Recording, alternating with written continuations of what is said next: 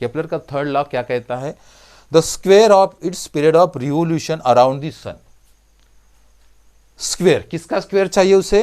Period of revolution around the sun. क्या होता है बाद में देखेंगे। Is directly proportional.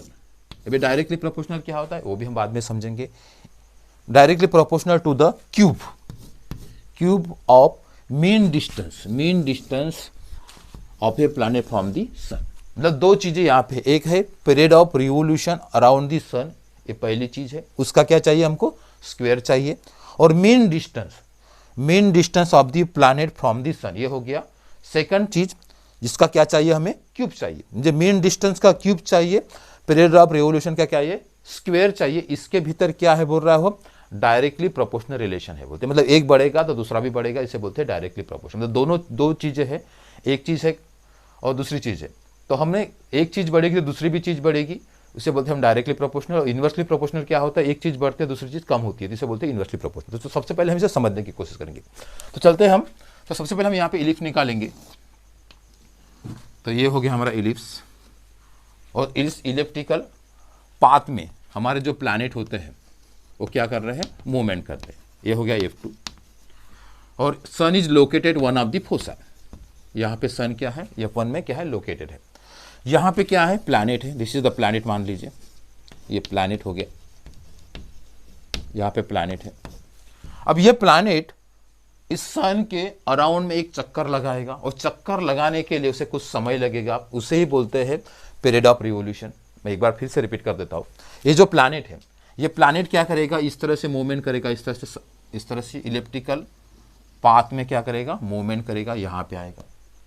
मतलब यहाँ से निकलेगा, फिर से उसी जगह पर पहुँचेगा, और उसी जगह पर पहुँचने के लिए कुछ समय लगेगा, कुछ टाइम लगेगा। उस टाइम को ही कहते हैं period of revolution around the sun. इतना समझ में आ गया। अब दूसरी चीज क्या है यहाँ पे? Mean distance of a planet from the sun. इसका मतलब क्या होता है? मान लीजिए ये प्लैनेट यहां पर है, ये लोकेशन पर है, ये प्लैनेट इसके बाद यहां पर आएगा।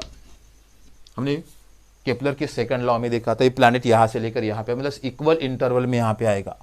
ये हो गया, इसको भी मैं ज्वाइन कर देता हूं। एक हो गया, ये प्लैनेट यहां पर आया, उसके बाद ये प्लैनेट यहां पर आया, ये प्लैनेट उसके बाद यहां पर आया। मतलब ये इक्वल इंटरवल में क्या कर रहा है? मूवमेंट कर रहा है। तो यहां से लेकर यहां तक, यहां से लेकर यहां तक, यहां से लेकर यहां तक, ये इक्वल इंटरवल में मूवमेंट कर रहा है। तो हमने क्या किया था सेकंड लॉ में?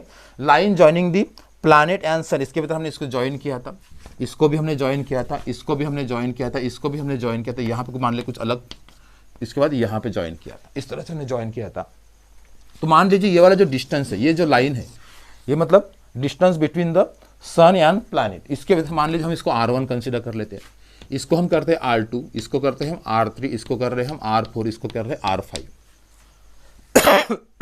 R5। तो इसका मतलब क्या है?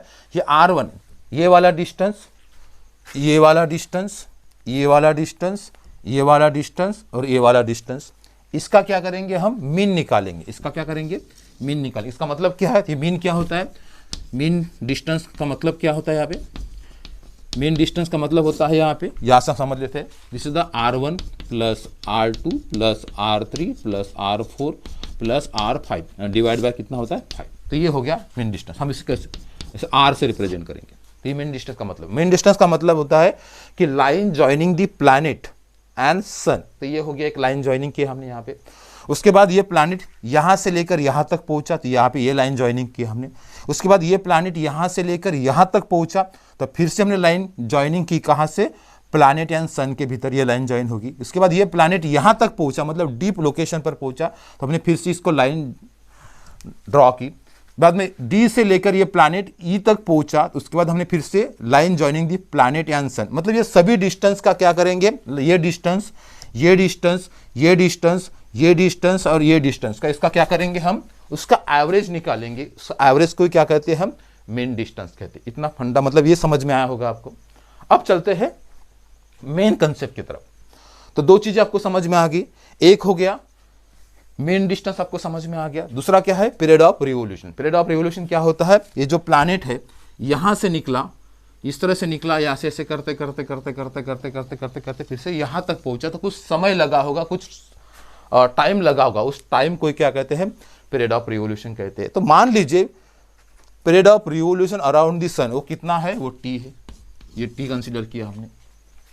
और जो मीन डिस्टेंस है, जब यहाँ पे निकाला मीन डिस्टेंस क्या है हमारा, तो मीन डिस्टेंस को हमने आर से रिप्रेजेंट किया, इस स्मॉल आर से रिप्रेजेंट किया।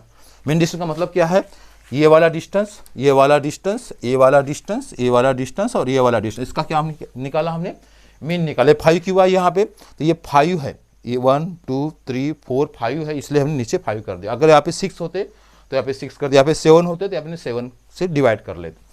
उसका कहना है स्क्वायर, किसका स्क्वायर चाहिए हमें?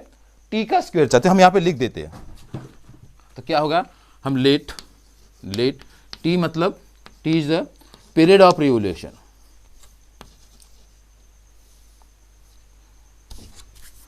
टी का मतलब है period of revolution around the sun, period of revolution around the sun. इसको हमने क्या कंसीडर किया? टी कंसीडर किया। और मीन डिस्टेंस को हमने क्या कंसीडर किया? आर कंसीडर किया।